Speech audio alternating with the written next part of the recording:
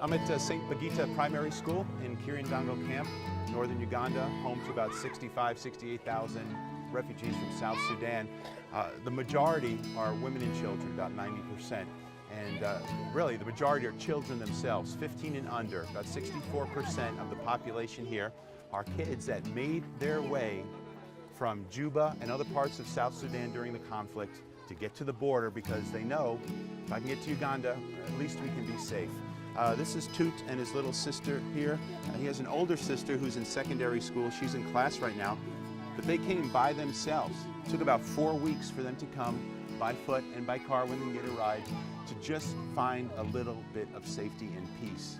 And when the kids get to the camp here at the reception center, as they've come across the border, you could just see the trauma that's in their eyes and in their heart. They're brokenhearted. And one girl that we had met here basically said, we are all orphans.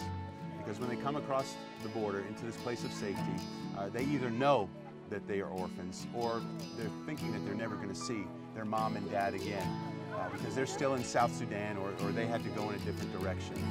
When the war comes to your village, to your town, and the children are in school or in the marketplace or out in a soccer field, they know that they can't go back home and find out, Mom, Dad, what do we do now? They know that they've just got to start heading away and try to stay alive and try to stay safe.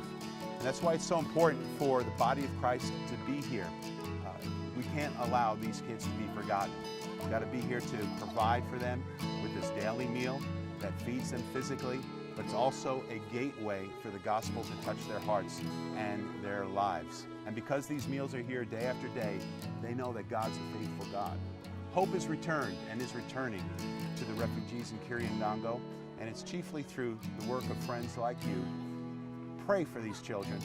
Don't forget about them. And let's continue to see their lives touched and transformed in Jesus' name.